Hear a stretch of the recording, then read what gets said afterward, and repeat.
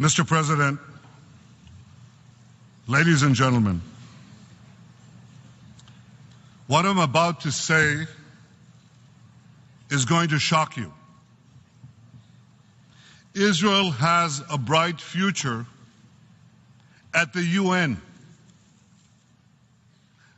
Now, I know that hearing that from me must surely come as a surprise, because year after year, I've stood at this very podium and slammed the UN for its obsessive bias against Israel. And the UN deserved every scathing word for the disgrace of the General Assembly that last year passed 20 resolutions against the democratic state of Israel and a grand total of 3 resolutions against all the other countries on the planet. Israel 20, rest of the world 3. And what about the joke called the UN Human Rights Council, which each year condemns Israel more than all the countries of the world combined, as women are being systematically raped, murdered, sold into slavery across the world? Which is the only country that the UN's Commission on Women chose to condemn this year? Yep, you guessed it, Israel. Israel, where women fly fighter jets, lead major corporations, head universities, preside twice over the Supreme Court, and have served as Speaker of the Knesset and Prime Minister. And this circus continues at UNESCO. UNESCO, the UN body charged with preserving world heritage. Now, this is hard to believe, but UNESCO just denied the 4,000-year connection between the Jewish people and its holiest site, the Temple Mount. That's just as absurd as denying the connection between the Great Wall of China and China. Ladies and gentlemen, the UN, begun as a moral force, has become a moral farce. So when it comes to Israel at the UN, you'd probably think nothing will ever change, right? Well, think again. You see, everything will change, and a lot sooner than you think. The change will happen in this hall because back home, your governments are rapidly changing their attitudes towards Israel. And sooner or later, that's going to change the way you vote on Israel at the UN. More and more nations in Asia, in Africa, in Latin America, more and more nations see Israel as a potent partner. A partner in fighting the terrorism of today, a partner in developing the technology of tomorrow. Today, Israel has diplomatic relations with over 160 countries.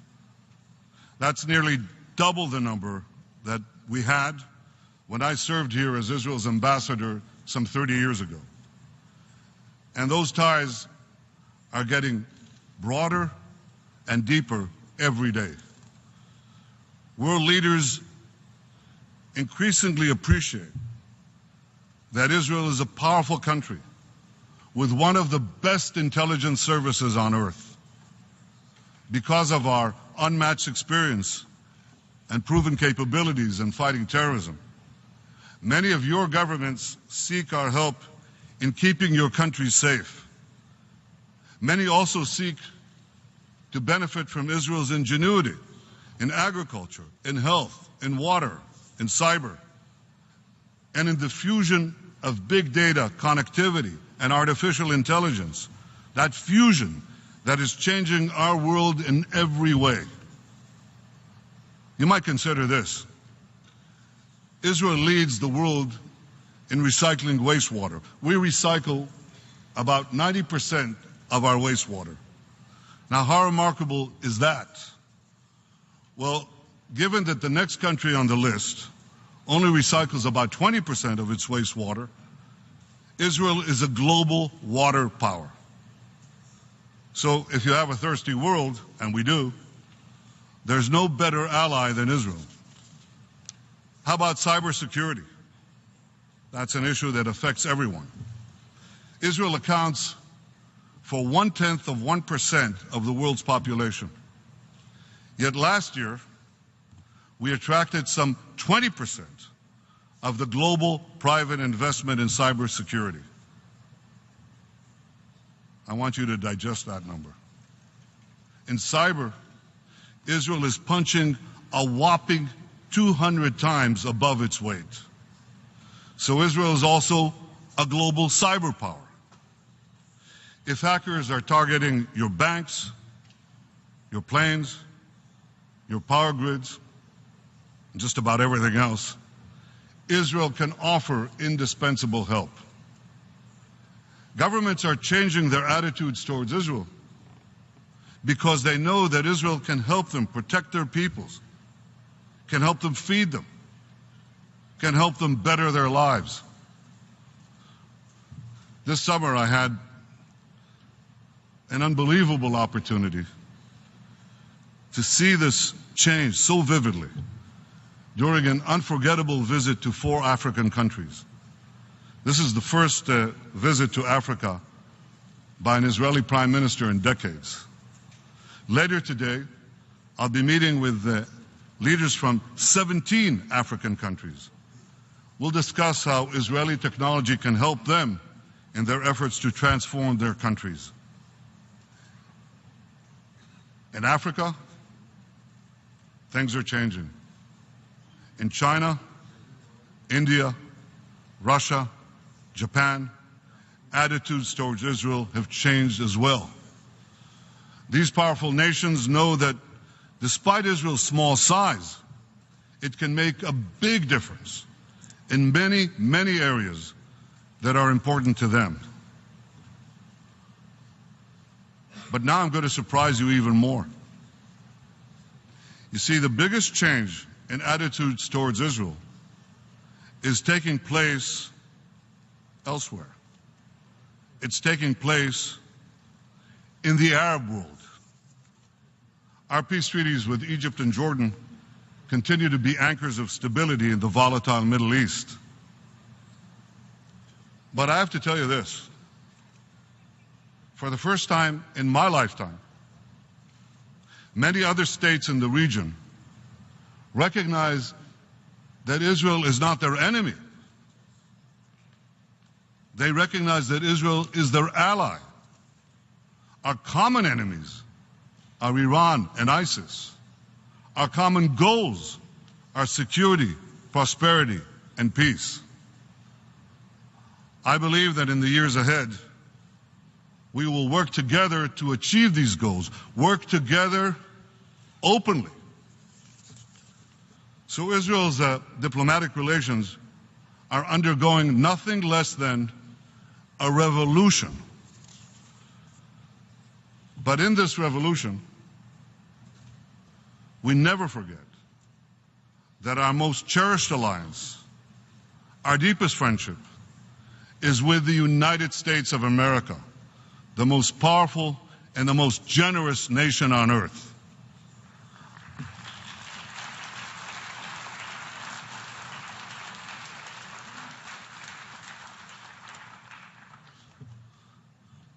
Our unbreakable bond with the United States of America transcends parties and politics.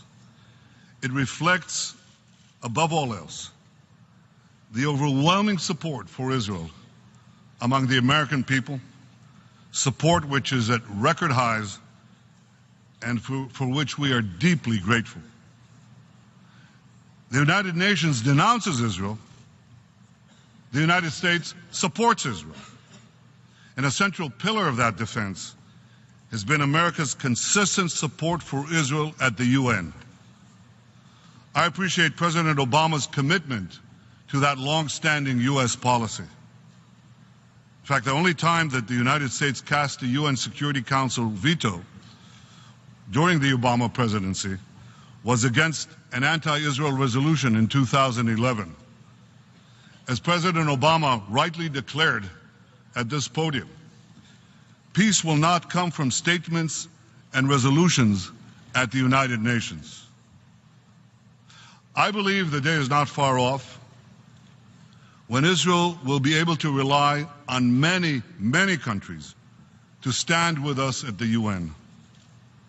Slowly but surely, the days when UN ambassadors reflexively condemn Israel, those days are coming to an end.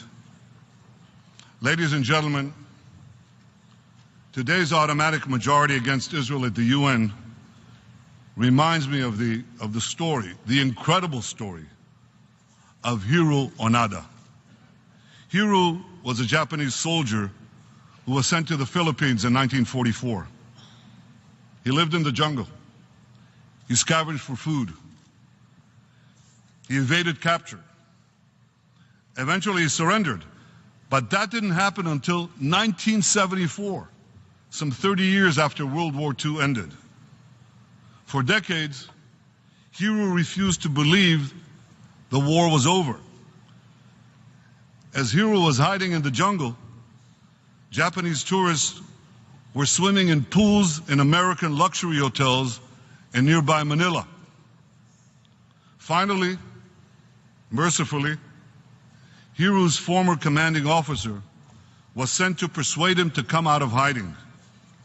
Only then did Hiro lay down his arms. Ladies and gentlemen, distinguished delegates from so many lands, I have one message for you today. Lay down your arms. The war against Israel at the UN is over. Perhaps some of you don't know it yet, but I'm confident that one day, in the not too distant future, you will also get the message from your president or from your prime minister informing you that the war against Israel at the United Nations has ended. Yes, I know. There might be a storm before the calm. I know there's talk about ganging up on Israel at the UN later this year. Given its history of hostility towards the UN, or towards Israel rather, does anyone really believe that Israel will let the UN determine our security and our vital national interests? We will not accept any attempt by the UN to dictate terms to Israel.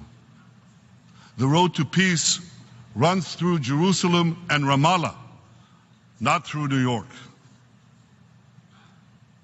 But regardless of what happens in the months ahead, I have total confidence that in the years ahead, the revolution in Israel's standing among the nations will finally penetrate this hall of nations.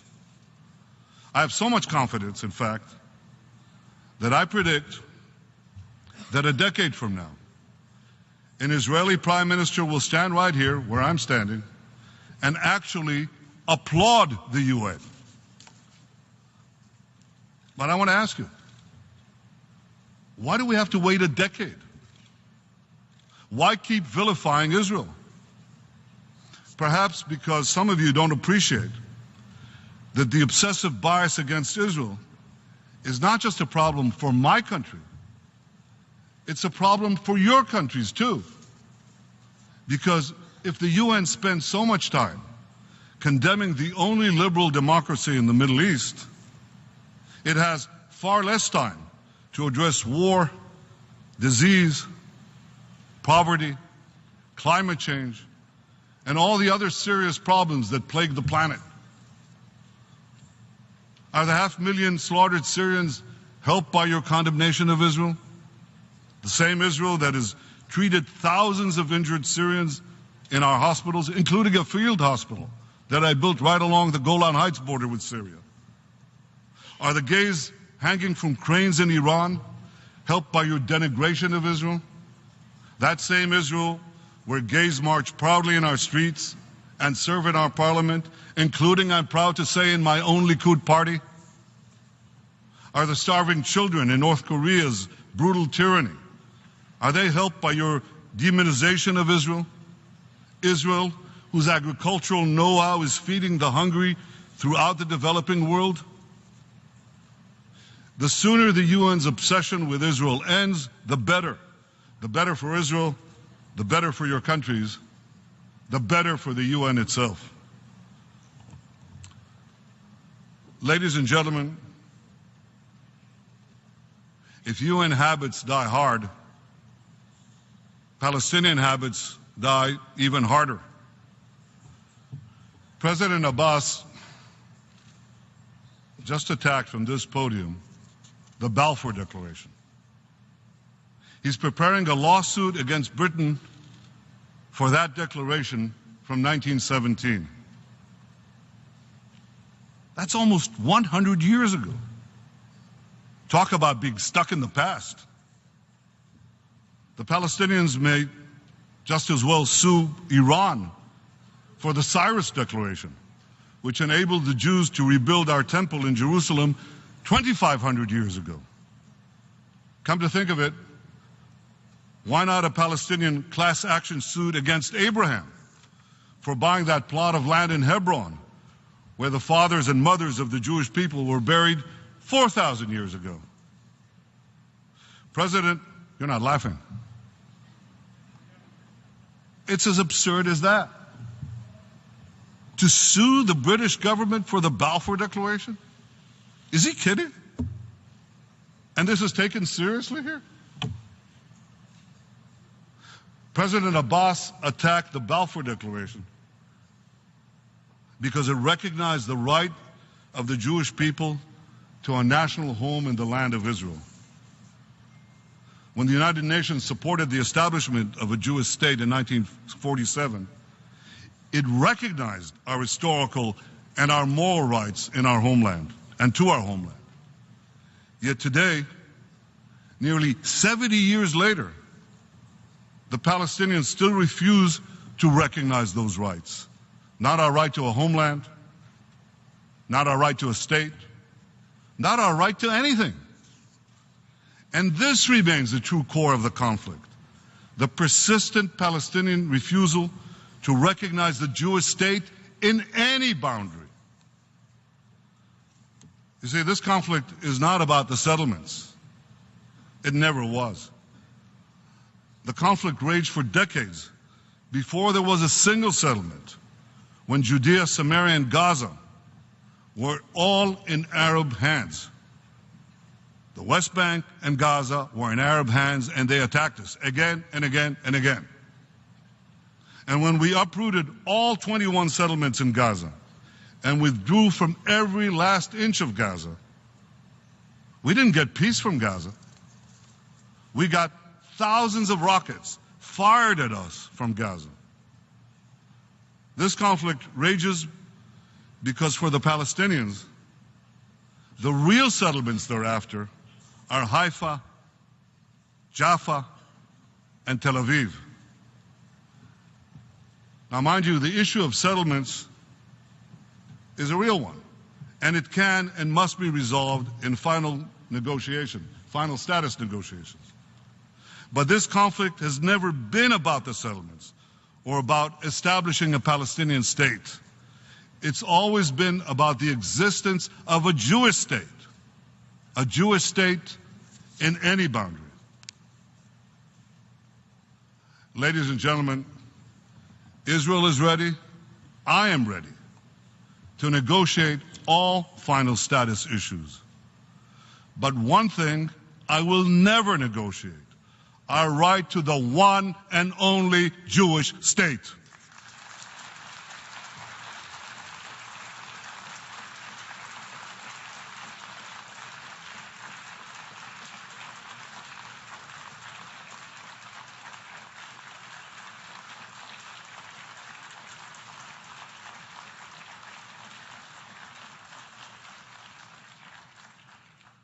Wow, sustained applause for the Prime Minister of Israel and the General Assembly. The change may be coming sooner than I thought. Had the Palestinians said yes to a Jewish state in 1947, there would have been no war, no refugees rather, and no conflict. And when the Palestinians finally say yes to a Jewish state, we will be able to end this conflict once and for all. Now here's the tragedy. Because, you see, the Palestinians are not only trapped in the past, their leaders are poisoning the future. I want you to imagine a day in the life of a 13-year-old Palestinian boy. I'll call him Ali. Ali wakes up before school. He goes to practice with a soccer team named after Dalal Mughrabi, a Palestinian terrorist responsible for the murder of a busload of 37 Israelis. At school, Ali attends an event sponsored by the Palestinian Ministry of Education honoring Baha Alyan, who last year murdered 3 Israeli civilians. On his walk home, Ali looks up at a towering statue erected just a few weeks ago by the Palestinian Authority to honor Abu Sukar, who detonated a bomb in the center of Jerusalem, killing 15 Israelis.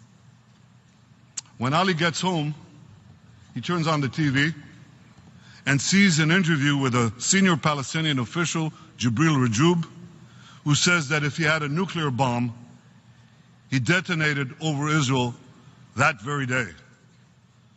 Ali then turns on the radio and he hears President Abbas's advisor, Sultan Abu el-Ainin, urging Palestinians, here's a quote, to slit the throats of Israelis wherever you find them. Ali checks his Facebook and he sees a recent post by President Abbas's Fatah party calling the massacre of 11 Israeli athletes at the Munich Olympics a, quote, heroic act. On YouTube, Ali watches a clip of President Abbas himself saying, "We welcome every drop of blood spilled in Jerusalem." Direct quote. Over dinner, Ali asked his mother, what would happen if he killed a Jew and went to an Israeli prison? Here's what she tells him. She tells him he'd be paid thousands of dollars each month by the Palestinian Authority. In fact, she tells him, the more Jews he would kill, the more money he'd get. Oh, and when he gets out of prison, Ali would be guaranteed a job with the Palestinian Authority. Ladies and gentlemen, all this is real. It happens every day, all the time.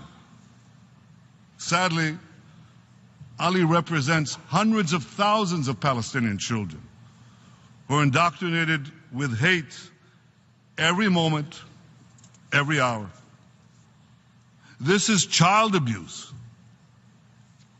Imagine your child undergoing this brainwashing. Imagine what it takes for a young boy or girl to break free out of this culture of hate. Some do, but far too many don't. How can you expect how can any of us expect young Palestinians to support peace when their leaders poison their minds against peace? We in Israel don't do this. We educate our children for peace. In fact, we recently launched a pilot program, my government did, to make the study of Arabic mandatory for Jewish children so that we can better understand each other, so that we can live together side by side in peace. Of course, like all societies, Israel has fringe elements. But it's our response to those fringe elements. It's our response to those fringe elements that makes all the difference. Take the tragic case of Ahmed Dawabshe. I'll never forget visiting Ahmed in the hospital just hours after he was attacked. A little boy, really a baby. He was badly burned.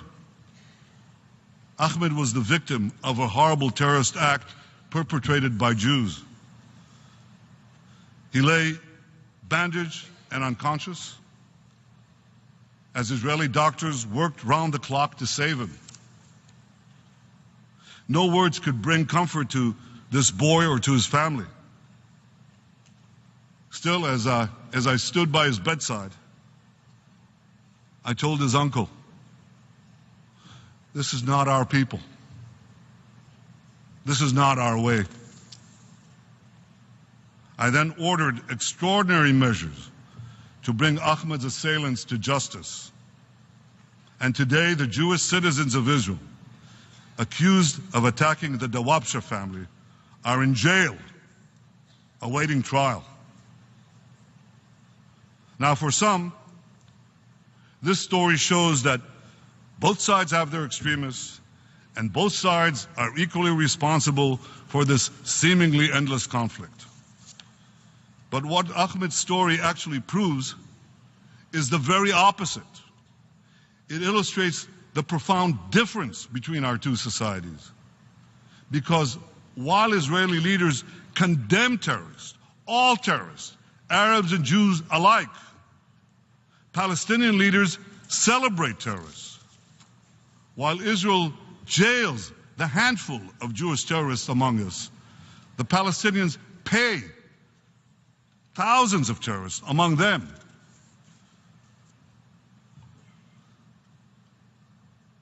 So I call on President Abbas. You have a choice to make. You can continue to stoke hatred as you did today, or you can finally confront hatred and work with me to establish peace between our two peoples. Ladies and gentlemen, I hear the buzz. I know that many of you have given up on peace. But I want you to know, I have not given up on peace. I remain committed to a vision of peace based on two states for two peoples.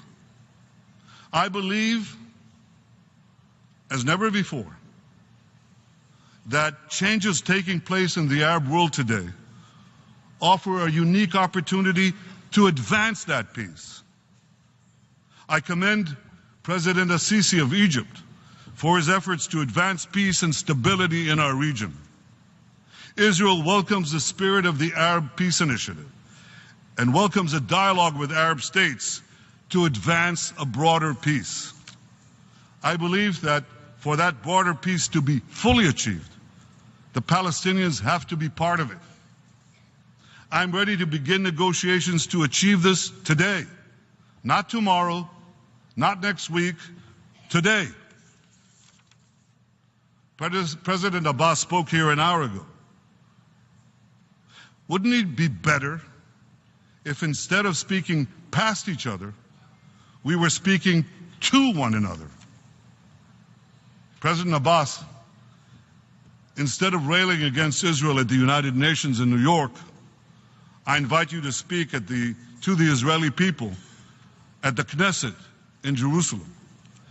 And I would gladly come to speak to the Palestinian parliament in Ramallah. Ladies and gentlemen,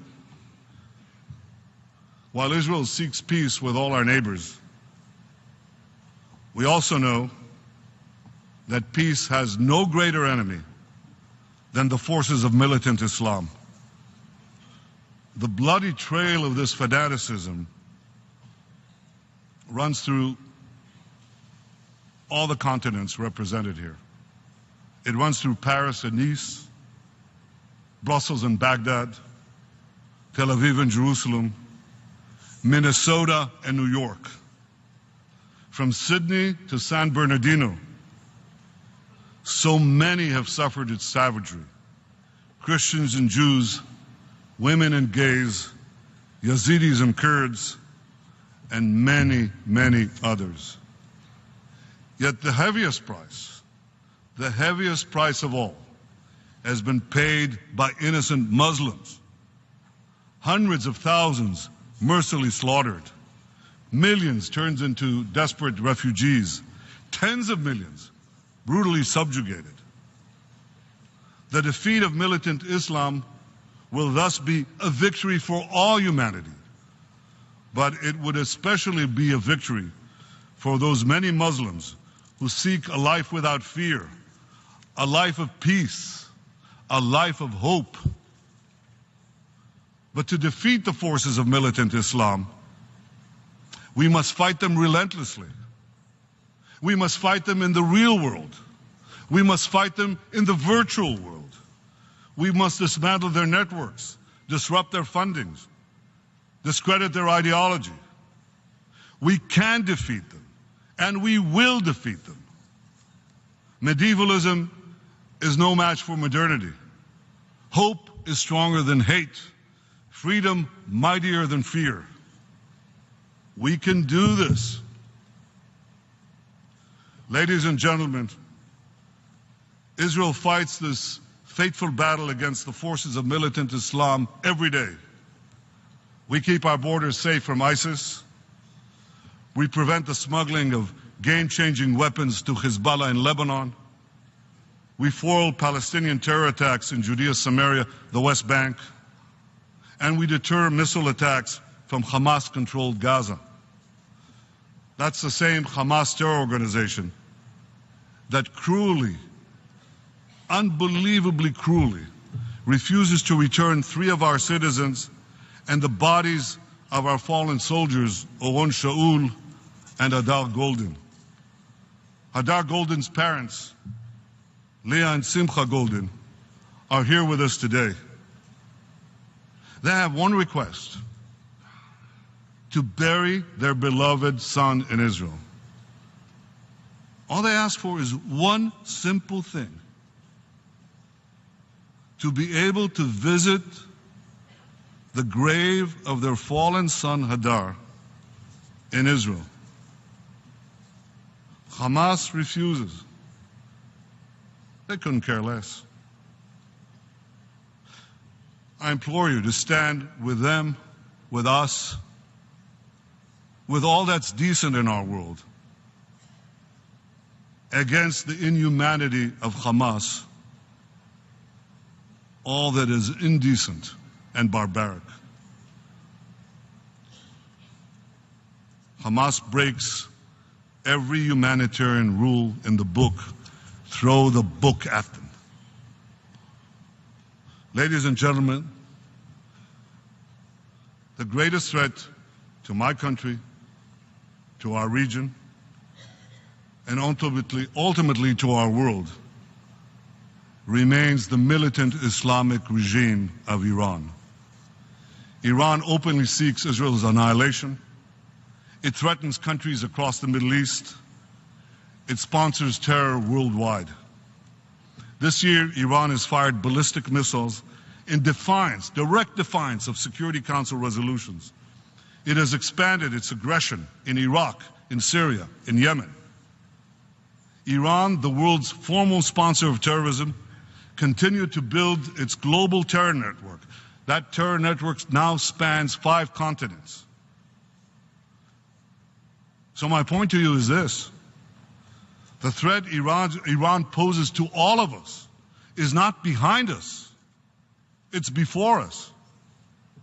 In the coming years, there must be a sustained and united effort to push back against Iran's aggression and Iran's terror. With the nuclear constraints on Iran 1 year closer to being removed, let me be clear.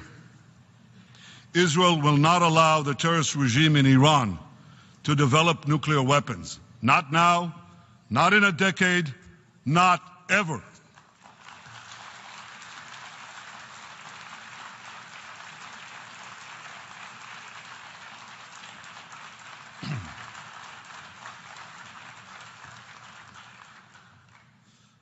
Ladies and gentlemen, I stand before you today at a time when Israel's former president, Shimon Peres, is fighting for his life.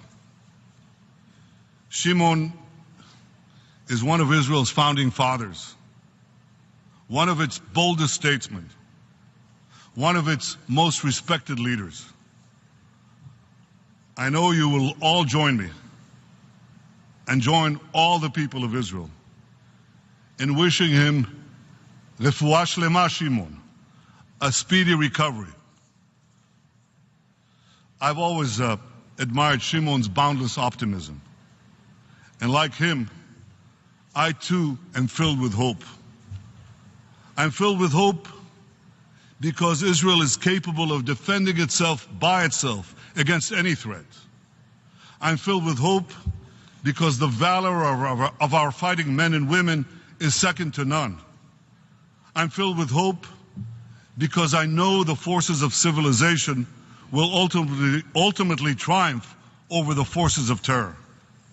I'm filled with hope because in the age of innovation, Israel, the innovation nation, is thriving as never before. I'm filled with hope because Israel works tirelessly to advance equality and opportunity for all its citizens, Jews, Muslims, Christians, Druze, everyone. And I'm filled with hope because despite all the naysayers, I believe that in the years ahead, Israel will forge a lasting peace with all our neighbors.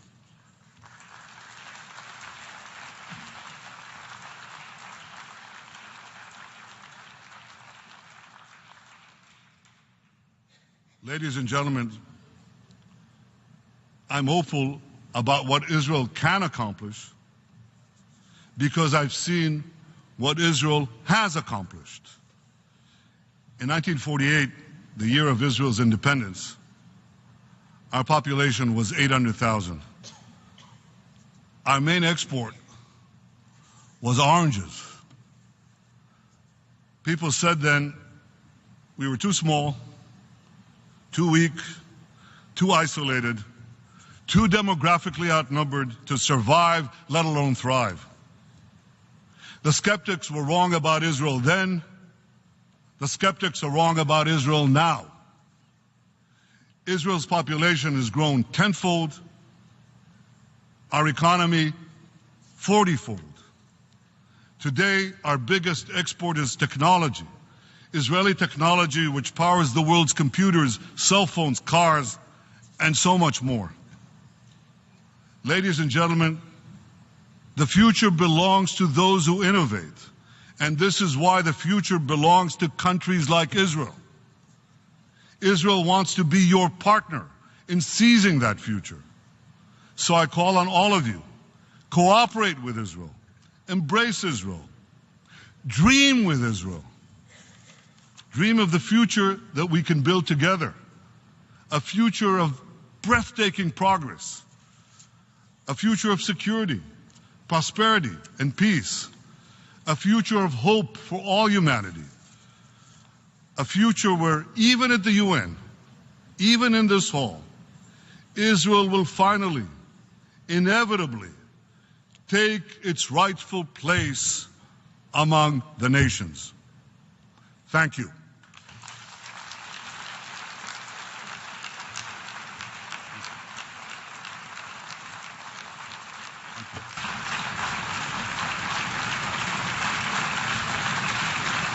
Thank you very much.